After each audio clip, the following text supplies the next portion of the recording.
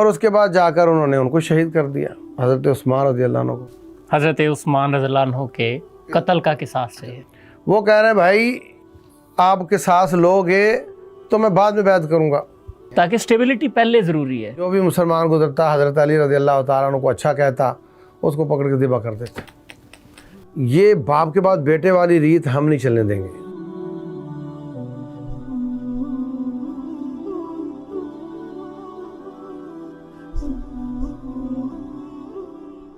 السلام علیکم ورحمۃ اللہ وبرکاتہ۔ حنظلہ عماد آپ کی خدمت میں حاضر ہے۔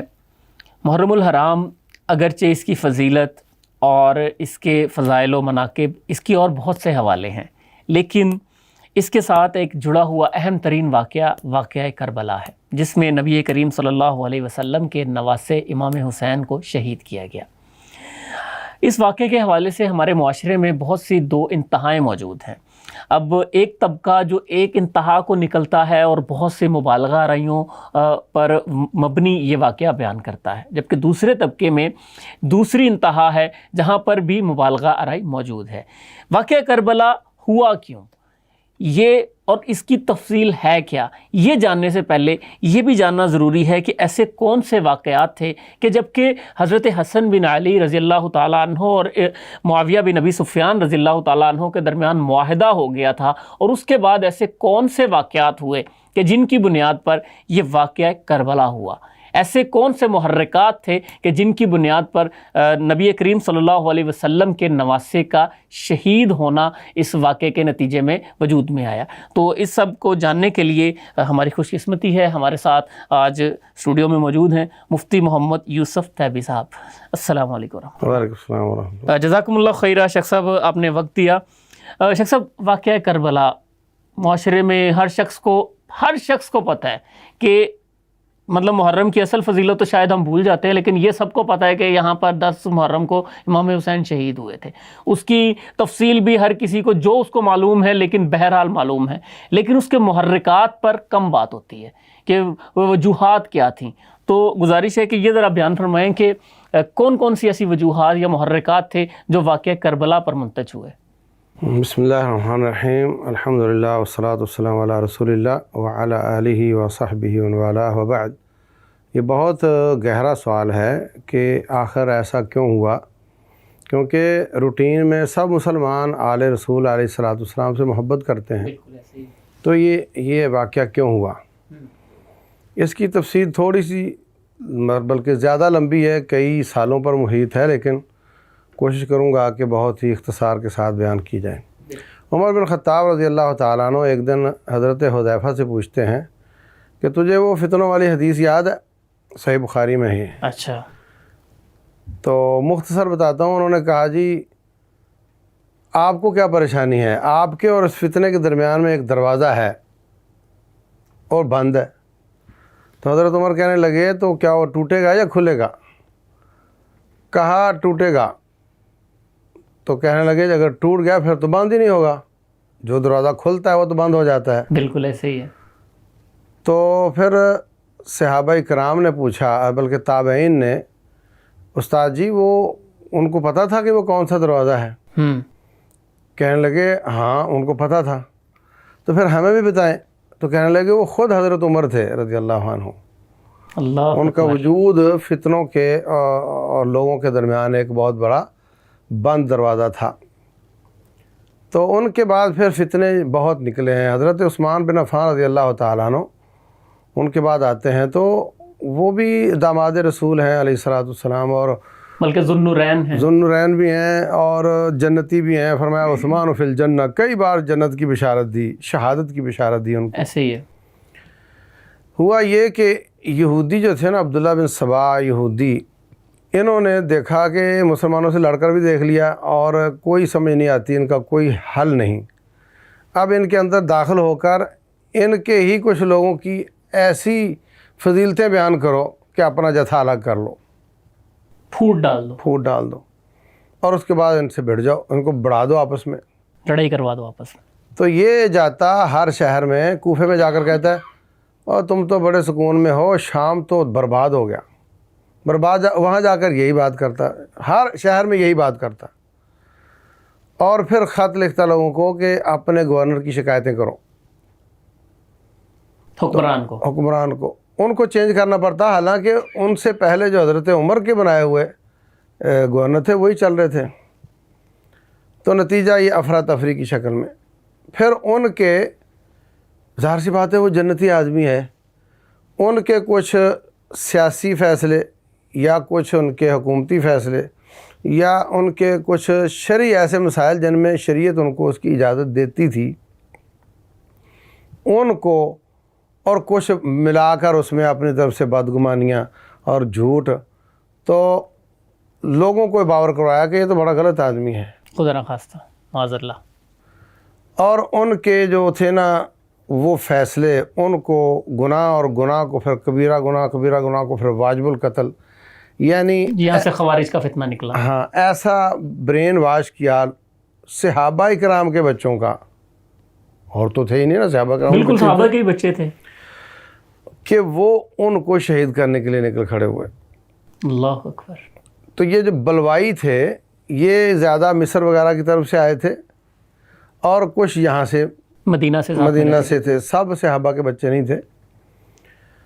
تو حضرت عثمان رضی اللہ تعالیٰ عنہ کہتے تھے کہ مجھے نبی صلی اللہ علیہ وسلم نے فرمایا کہ تجھے شہادت ملے گی، اب مجھے تو پتہ ہے کہ ملے گی، اگر میں دفاع کرنے لگ جاؤں تو بھی ملے گی، بالکل، تو پھر ہوگا یہ کہ دونوں جماعتیں لڑیں گی تو زیادہ لوگ شہید ہوں گے، اور مدینہ کی پاک گلیاں اس سے آلودہ ہوں گی خون سے۔ ہاں، اور تو خون بھی وہ نہ ہو مسلمانوں کہ کا۔ صرف میں ہی شہید ہوں، کیونکہ مجھے تو جانا ہے، مجھے تو بتا دیا گیا ہے، اس لیے خبردار میرا دفاع کوئی نہ کرے، میری سیکیورٹی کوئی نہ کرے، وہ یہ کہتے تھے۔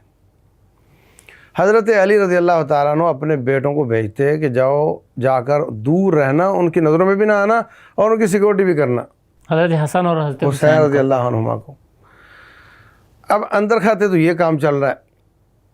ایک وقت آیا، بہت لمبی بات ہے، انہوں نے پہلے تو ممبر و محراب پہ قبضہ کیا مسجد نبوی کے، اور اس کے بعد جا کر انہوں نے ان کو شہید کر دیا، حضرت عثمان رضی اللہ عنہ کو۔ مظلوم شہادت ہے ان کی بھی۔ ہاں، بڑی دلدوز ہے۔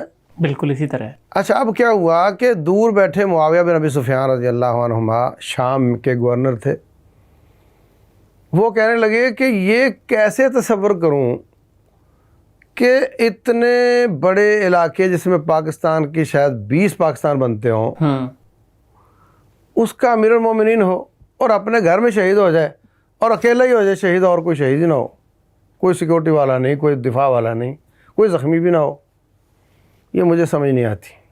صحیح۔ اب یہاں سے شبہ پیدا ہو گیا ان کو، وہ کہنے لگے جی میرے رشتے میں بھائی لگتے تھے، ہمیں اس کا قصاص چاہیے۔ حضرت عثمان رضی اللہ عنہ کے قتل کا قصاص اچھا، چاہیے۔ ادھر سے حالت یہ تھی کہ بلوائیوں نے بعد میں حضرت علی رضی اللہ تعالیٰ عنہ کو کہا کہ آپ خلیفہ بنو۔ اچھا، وہ جو حضرت عمر بن خطاب رضی اللہ عنہ نے 6 بندے بتائے تھے، باقی سب نے اپنا حق چھوڑ دیا تھا، بیچ میں رائد ہو گئے تھے عثمان اور علی رضی اللہ عنہما، بالکل، تو اس حساب سے بھی ان کے بعد ان کا ہی نمبر تھا، ٹھیک ہے۔ اور ادھر سے یہ دباؤ بھی ڈال رہے تھے، تو انہوں نے قبول کر لیا، سوچا کہ میں یہ ہاتھ میں لے کر اصلاح کر سکتا ہوں، اور اگر انہوں نے اپنے ہاتھ میں ہی رکھا تو زیادہ فساد تو ہوگا۔ پھر تو فساد ہی فساد ہے نا۔ بالکل، ایک قانون یہ ہے کہ خلیفہ بن گیا تو اب اس کے خلاف کھڑے ہونا والا باغی ہے، بالکل ایسے ہی ہے۔ تو یہ تو کام غلط ہو جائے گا۔ اگر مجھے موقع مل رہا ہے اور یہ کوئی ناحق کو موقع نہیں مل رہا، بالکل حقدار حق بھی کا ہیں، ہے، ان کا حق تھا۔ تو اس لیے یہ نا مجھے لے لینا چاہیے، لے لیا انہوں نے۔ اب وہ کہہ رہے ہیں معاویہ بھائی میرے ہاتھ مضبوط کرو اور ہم ان بلوائیوں سے بدلہ لیتے ہیں۔ وہ کہہ رہے ہیں بھائی آپ قصاص لو گے تو میں بعد میں بیعت کروں گا۔ حضرت معاویہ حضرت علی کو کہہ رہے ہیں، بالکل، کہ آپ پہلے حضرت عثمان کے قتل کا قصاص لیں، پھر میں آپ کی بیعت کروں گا۔ یہ ان کا چپکلش چلتی رہی۔ صحابہ کے 4 حصے ہو گئے، ایک حضرت معاویہ کے ساتھ رضی اللہ عنہ، ایک حضرت علی رضی اللہ عنہ کے ساتھ، کچھ نیوٹرل تھے، یعنی وہ کسی طرف نہیں تھے۔ یہ 3 ہو گئے۔ ٹھیک ہے۔ اچھا، اب طلحہ اور زبیر یہ بھی عشرہ مبشرہ میں سے ہیں، ان کو انہوں نے بیعت کر لی حضرت علی رضی اللہ عنہ کی، باقی لوگوں نے بھی کر لی۔ تو لوگ ان کو تانے دے رہے ہیں، حکومت میں بیٹھے ہو اور امیر المومنین کے جو قاتل ہے وہ دندناتے پھرتے ہیں، ان کو تانے دیتے ہیں۔ یہ ان کو کہتے ہیں، وہ کہتے ہیں میرے ہاتھ کمزور ہیں، یہ لوگ جہاں جہاں سے اٹھ کر آئے ہیں نا، یہ بڑا مشکل کام ہے. حضرت علی چاہ رہے ہیں کہ پہلے کچھ اسٹیبلٹی ہو جائے, ہاں بالکل. تھوڑی سی کوئی اسٹیبلٹی ہے, معاملات کوئی تھوڑے روٹین میں آئے, پھر ہم اپنا قصاص کی طرف جائیں. اور یہی نبی صلی اللہ علیہ وسلم کی سیرت بھی ہے. بالکل, آپ جب کمزور تھے تو آپ نے اس طرح کے فیصلے کیے ہیں تاکہ اسٹیبلٹی پہلے ضروری ہے. ہاں تو بہرحال وہ نا یہی کہ وہ کہہ رہے قصاص پہلے, وہ کہتے ہیں بیعت پہلے. تو یہ دونوں نکلے اجازت لے کر حرم میں, چونکہ جو پایا تخت تھا وہ کوفہ تھا. بالکل, حضرت علی کوفہ میں کوفہ چلے گئے تھے. بالکل کوفہ چلے گئے. اب یہ گئے حرمین, وہاں جا کر انہوں نے لوگوں کو جمع کیا کہ آؤ حضرت علی کا ہاتھ مضبوط کریں رضی اللہ عنہ. وہ جو کہہ رہے ہیں میرے ہاتھ کمزور ہیں, تاکہ اور معاویہ مان نہیں رہے, تو چلو ہم جا کر ہاتھ مضبوط کرتے ہیں. ہاں, مسلمانوں کا خلیفہ مضبوط ہوگا تو ہمارے لیے بہتر ہوگا. نہیں بہتر کیا, وہ قصاص ہوگا. قصاص ہوگا تو امت ایک ہو جائے گی. امت ایک ہو جائے گی. یہ ہو گئے 4 گروپ. ٹھیک ہے. پہلے تھے معاویہ رضی اللہ عنہ, علی رضی اللہ عنہ, نیوٹرل, اور طلحہ اور زبیر طلحہ اور زبیر رضی اللہ عنہما رضی اللہ عنہم جمیعاً, اللہ سب پر راضی ہو. تو انہوں نے وہاں سے ایک جماعت بڑی لشکر لیا اور حضرت عائشہ رضی اللہ عنہ کو ساتھ لے لیا کہ وہ ام المومنین ہیں, ام المومنین ہیں, اور ان کی وجہ سے کافی سارے لوگ چل پڑیں گے. کافی لوگ چل پڑیں گے. بہرحال یہ وہ بعد میں پچھتایا کرتی تھی, مجھے نہیں جانا چاہیے تھا. تو یہ لشکر آتے ہوئے دیکھ کر حضرت علی کہنے لگے کہ آپ تو میرے ساتھی ہو, تو یہ کیا ہے؟ کہنے لگے کوئی پریشانی کی بات نہیں, ہم آپ کے ہاتھ مضبوط کرنے آئے ہیں, یہ آپ کے ساتھی ہیں سب. ٹھیک ہے. اب وہ جو تھے نا جن سے قصاص ہونا تھا, وہ کہنے لگے یہ تو اکٹھے ہو رہے ہیں, برباری تو ہماری ذبح تو ہمیں کیا جائے گا. ابھی بیٹھ کر بات ہوئی ہے, اور فوری طور پر انہوں نے بندے ادھر بھی گھسا دیے, ادھر بھی گھسا دیے, اور فائرنگ شروع کر دی, حملہ شروع کر دیا. حضرت علی رضی اللہ عنہ کہہ رہے ہیں کہ یہ تو مجھے کہہ رہے تھے آپ کے ساتھی ہیں, اور یہ ہم پر حملہ بھی کر رہے ہیں. اور وہ کہنے لگے ابھی تو حضرت علی کو میں یقین تھا نہیں کروا کے آیا ہوں. ان کے سنبھلتے سنبھلتے وہ جواب شروع ہو گیا, حملے کا جواب جواب شروع ہو گیا, تو جنگ میں بدل گیا. حضرت طلحہ بھی شہید ہو گیا, زبیر بھی شہید ہو گئے. اللہ, اس کو جنگ جمل کہتے ہیں. جنگ جمل, بالکل. اب یہی لوگ کہتے ہیں جی معاویہ رضی اللہ عنہ نے بیعت نہیں کی, ان پر حملہ ہونا چاہیے. جنہوں نے جنگ جمل کروائی وہی اب چاہتے ہیں کہ جو اگر ایک اکائی بچی ہے نا تو اس کے ساتھ بھی جنگ ہو جائے. مطلب ہماری باری نہ آئے, ان کی ہی آتی ان کی ہی آتے رہے, یہ آپس میں لڑتے رہے. بالکل. صفین کا علاقہ تھا, وہاں جا کر حملہ ہوا. تو حضرت معاویہ رضی اللہ عنہ کے ساتھیوں نے قرآن اٹھا لیا, کہنے لگے جی ہم فیصلہ چاہتے ہیں, ہم لڑنا نہیں چاہتے. ٹھیک ہے. وہ پھر فیصلہ کیسے ہوگا؟ فیصلہ ایسے ہوگا کہ ایک آدمی آپ دیں, ہم دیتے ہیں, وہ بیٹھ کر فیصلہ کریں کہ قصاص کی کیا ترتیب ہوگی اور بیعت کی کیا ترتیب ہوگی. زبردست. حضرت علی رضی اللہ عنہ نے ابو موسیٰ اشعری دیے, اور حضرت معاویہ رضی اللہ عنہما نے عمر بن عاص رضی اللہ عنہ دیے. حضرت عمر بن العاص. ٹھیک ہے. تو اب یہ انہوں نے بیٹھ کر آپس میں مشورہ کر کے طے کرنا تھا کیا ہونا چاہیے. یہ جو بلوائی تھے, یہ جو خارجی تھے, انہوں نے سوچا کہ یار یہ تو پھر جمع ہو گئے, تو صلح ہوگی تو ہمارا کام بگڑ جائے گا. اب انہوں نے کہا کہ حضرت علی رضی اللہ عنہ چونکہ انہوں نے یہ صلح کر لی ہے, اور انہوں نے 2 آدمیوں کو فیصلہ دے دیا ہے, اور اللہ فرماتے ہیں ان الحکم الا للہ, حکم اللہ کا ہونا چاہیے. تو نعوذ باللہ نعوذ باللہ نعوذ باللہ, انہوں نے کفر کیا ہے, سمجھے نہیں. اور لہٰذا جو ان کا ساتھی ہے وہ سارے اسلام سے گئے, اور یہ جناب انہوں نے کہنا شروع کر دیا. خوارج کا فتنہ وجود میں آ گیا. تھا تو وہ جو حضرت عثمان کو شہید کیا, خوارج نے کیا, امیر کے خلاف خروج کیا نا. بالکل اسی طرح. اب وہ ان کا کور لے کر جینا چاہتے تھے, وہ کور بھی چھن گیا. اب ہو گئے ننگے, برہنہ ہو گئے. انہوں نے اب کیا کیا, حضرت علی رضی اللہ تعالیٰ عنہ واپس کوفہ آئے اور آ کر کے تقریر کی کوفہ کی مسجد میں. تو ان ظالموں سر نیچے کیا ہوا تھا, ان الحکم الا للہ, ادھر سے بول رہا ان الحکم الا للہ. ان کو تقریر نہیں کرنے دے رہے. فرمانے لگے کلمۃ حق ارید بہا الباطل, کلام تو تم رب کی پڑھ رہے ہو مگر تمہارا ارادہ باطل ہے, تم مراد باطل لے رہے ہو. میں بھی رب کا ہی حکم مان رہا ہوں, اور مجھے لگتا ہے کہ جن کے بارے میں نبی صلی اللہ علیہ وسلم نے بتایا تھا نا کہ یہ نکلیں گے, تم وہی ہو. لیکن جب تک تم کوئی ریڈ فیتہ کراس نہیں کرو گے میں کوئی ایکشن نہیں لوں گا, ریڈ لائن نہیں کراس کرو گے. ہاں. یہ وہاں سے نکلے اور نہروان علاقے میں چلے گئے. وہاں جا کے انہوں نے بیریئر لگا دیا. جو بھی مسلمان گزرتا حضرت علی رضی اللہ تعالیٰ عنہ کو اچھا کہتا, اس کو پکڑ کے ذبح کر دیتے. پھر حضرت علی رضی اللہ تعالیٰ عنہ نے ان کے خلاف جنگ کی اور ان کو بہت مارا. پہلے حضرت عبداللہ بن عباس رضی اللہ عنہ نے سمجھانے کی کوشش کی، اس کے بعد بہرحال لی. تو یہ 2 مارکے ہو گئے. اس کے بعد انہوں نے ہی 2 گروپ روانہ کیے تھے، ایک حضرت معاویہ کو شہید کرنے کے لیے، ایک حضرت علی کو شہید کرنے کے لیے. انہی خوارج نے انہوں نے بالکل معاویہ رضی اللہ تعالیٰ عنہ نے سیکورٹی سخت کی ہوئی تھی، وہ بچ گئے اور یہ شہید ہو گئے. حضرت علی شہید ہو گئے. یہ شہید ہو گئے. ان کی شہادت کے فوراً بعد مسلمانوں نے حضرت حسن بن علی کو اپنا خلیفہ خلیفہ بنا مقرر کیا. حسن بن علی رضی اللہ تعالیٰ عنہ نے 6 مہینے کے بعد دیکھا کہ امت 2 ہے، تو مجھے تو یہ سمجھ نہیں آتی، میں قربانی دیتا ہوں اپنے عہدے کی، امت کو ایک ہونا چاہیے.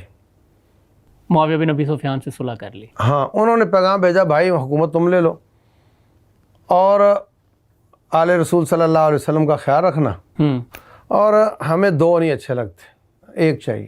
اور یہ نبی کریم صلی اللہ علیہ وسلم کی اس پیشین گوئی کے بالکل مطابق تھا. بالکل، آپ نے فرمایا تھا میرا یہ بیٹا مسلمانوں کے 2 بڑے گروہوں میں صلح کروائے گا، مسلمانوں کے 2 بڑے گروہوں میں، کافروں کے نہیں. کافروں کے نہیں.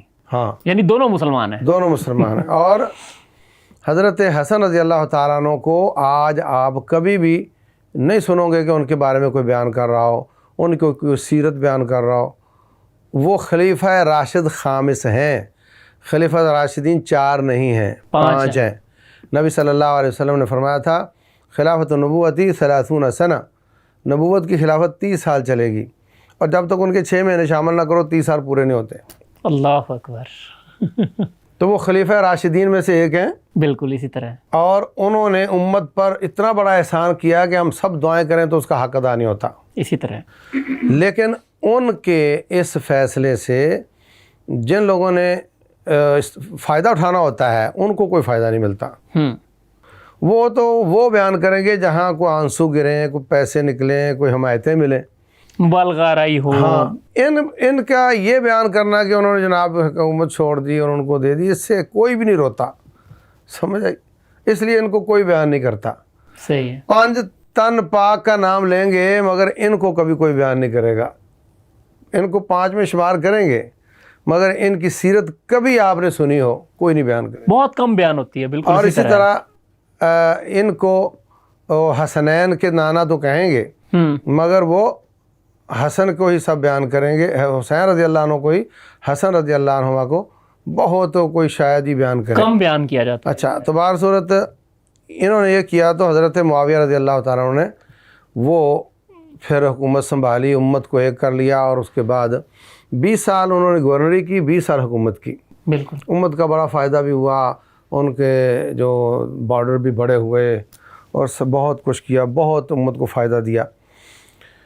ہم یہ بیان نہیں کرنا چاہتے کہ ان کا موقف درست تھا کہ نہیں تھا. میری ذاتی رائے یہ ہے کہ ان کو بیعت کر لینی چاہیے تھی اور ان کو امیر المومنین کے ہاتھ مضبوط کرنے چاہیے تھے. میری ذاتی رائے ہے. بالکل. لیکن اس بات پر ہم ان کو برا کہیں تو حضرت علی رضی اللہ تعالیٰ عنہ نے بھی حضرت ابوبکر صدیق رضی اللہ عنہ کی بیعت 6 مہینے لیٹ کی تھی. تو ہم نہ ان کو کسی قسم کا ہماری زبان زیب ہی نہیں دیتی، نہ ان پر کھلتی ہے کہ صحابہ کرام پر ہم اپنی زبانیں دراز کریں. بالکل بالکل. جن کے بارے میں اللہ نے فیصلہ سنا دیا، وہ اللہ پہ راضی، اللہ ان پر راضی. ہم کون ہوتے ہیں؟ ہمارا کام یہ ہے والذین جاؤوا من بعدہم یقولون ربنا اغفر لنا ولاخواننا الذین سبقونا بالایمان. بالکل. ہم تو یہ کہیں گے. حضرت معاویہ رضی اللہ تعالیٰ عنہ جب وفات قریب ہوئی تو انہوں نے مشورہ کیا ساتھیوں سے کیا کریں. لوگوں نے کہا کہ دیکھو صحابہ کرام تو بہت موجود ہیں، لیکن یہ بیٹا آپ کا آپ کے ساتھ رہا، یہ زیادہ مہارت رکھتا ہے، اور جس طرح امت 2 ہو کر ایک ہوئی ہے نا، اب کوئی عام آدمی ہوا نا تو اس سے سنبھالی نہیں جائے گی، اب انہی کو بنا دیں. یہ ان کے قریبی لوگوں نے کہا. قریبی لوگوں نے کہا. ہو سکتا ہے کئی لوگوں نے کہا نہیں بنانا. حضرت معاویہ بن ابی سفیان رضی اللہ عنہ نے ساتھیوں سے مشورہ کر کے یزید بن معاویہ کی بیعت لے لی. تو بہت زیادہ لوگوں کو برا لگا. ٹھیک ہے. میری ذاتی رائے یہ ہے کہ ان کو یہ کام نہیں کرنا چاہیے تھا. ٹھیک ہے. ٹھیک ہے. اور بہت زیادہ صحابہ کرام نے بیعت کر لی. ان میں عبداللہ بن عباس رضی اللہ عنہ بھی تھے. ٹھیک ہے. یعنی وہ بنو ہاشم سے تھے. ہاں، انہوں نے کر لی بیعت. بہرحال اب نتیجہ یہ ہوا کہ جب وہ فوت ہو گئے اور یہ باقاعدہ حکمران بن گیا یزید، تو کچھ لوگوں نے چپ اختیار کر لی، کچھ نے بیعت کر لی، اور چند ایک تھے جنہوں نے باقاعدہ مزاحمت کا راستہ اختیار کیا. عبداللہ بن زبیر. انہوں نے عبداللہ بن زبیر رضی اللہ عنہ تھے, انہوں نے جا کر حرمین میں اپنی حکومت قائم کر لی اور وہاں سے یزید کے گورنروں کو نکال دیا. انہوں نے کہا جی یہ باپ کے بعد بیٹے والی ریت ہم نہیں چلنے دیں گے, وراثتی نہیں ہوگا, یہ وراثتی نہیں ہوگا, اور یہ خلافت ہے, اسلام ہے, اور جو زیادہ حقدار اس کو ملنی چاہیے, اس لیے ہم اس کو نہیں مانتے. ٹھیک ہے. دوسری جنہوں نے مزاحمت کی وہ تھے حضرت حسین بن علی رضی اللہ عنہ. تو انہوں نے چونکہ ان کے والد صاحب کی حکومت زیادہ بایا تخت کوفہ تھا, تو کوفہ میں یہ زیادہ رہے, تو وہاں ان کی حمایت زیادہ تھی. تو انہوں نے خط لکھے کہ آپ آ جائیں, ہم آپ کا ساتھ دیں گے, اور ہم بھی نہیں مانیں گے. تو انہوں نے اس بنیاد پر مزاحمت کا راستہ اختیار کیا. ٹھیک ہے. لیکن یہاں یہ بات سمجھنے کی ہے کہ کوئی عقیدہ توحید یا شرک یا کوئی ایسی اسلام کے پلر کو گرانے والا اختلاف نہیں ہے. اختلاف صرف ایک سیاسی ہے, سیاسی نوعیت کا کہ اختلاف ہے. باپ کے بعد بیٹے والی ریت ہم نہیں مانتے. سمجھ آئی؟ ایسا نہیں کہ انہوں نے کوئی نماز چھوڑ دی ہو, یا انہوں نے کوئی روزے چھوڑ دیے ہوں, یا کوئی شرک کرنا شروع کر دیا ہو. ایسا نہیں ہے. صحابہ کرام پر ہم یہ نہیں سمجھتے کہ انہوں نے ایسے آدمی کی بیعت کر لی ہو کہ جس کے بارے میں جو بیان کیا جاتا ہے وہ سارا کچھ درست ہو. لیکن یہ بات درست ہے کہ حضرت معاویہ رضی اللہ عنہما کا یہ فیصلہ بہرحال جن لوگوں کو پسند نہیں آیا ان میں سے ایک میں بھی ہوں. ٹھیک ہے. سیدھی سی بات ہے. تو یہ تھے محرکات اس کے بعد انشاءاللہ ہم عرض کرتے ہیں کہ یہ دل گداز واقعہ کیسے پیش آیا. نہیں, اس میں ایک چیز اور ہے, آخر میں کر دوں گا. حضرت حسین رضی اللہ عنہ جب واقعہ کربلا سے پہلے کی بات ہے, بالکل پہلے, انہوں نے مدینہ سے مکہ کا سفر کیوں کیا تھا؟ یعنی وہ تو مدینہ میں تھے نا جب ان کو کہا گیا کہ بھئی گورنر کو بھیجا کہ بھئی حضرت حسین سے بیعت لے لیں. حضرت حسین نے بیعت دینے سے انکار کیا, اور اس کے بعد وہ مکہ کی طرف گئے. کہا جاتا ہے کہ وہ سفر حج تھا, لیکن حج بھی انہوں نے نہیں کیا. وہ کیا وجہ تھی؟ مجھے یہاں تنگ کر رہے ہیں بیعت کا, تو میں علاقہ چھوڑ کے جاؤں گا نا کہیں. تو صحیح. یعنی انہوں نے صرف اس لیے علاقہ چھوڑ دیا کہ اور حضرت عبداللہ بن زبیر وہاں تھے, اور حضرت عبداللہ بن زبیر بھی وہاں تھے. بالکل. چلیں اس پہ انشاءاللہ ہم اگلی ایپیسوڈ میں باقاعدہ واقعہ کربلا کو انشاءاللہ ڈیٹیل ڈسکس کرتے ہیں. تو ابھی تک کے لیے ہمیں اجازت دیجیے اپنے میزبان حنظلہ عماد کو, اور واقعہ کربلا کا مکمل تفصیلی واقعہ کہ کیا ہوا تھا یہ انشاءاللہ ہم اگلے ایپیسوڈ میں آپ کے سامنے پیش کریں گے. السلام علیکم ورحمۃ اللہ وبرکاتہ.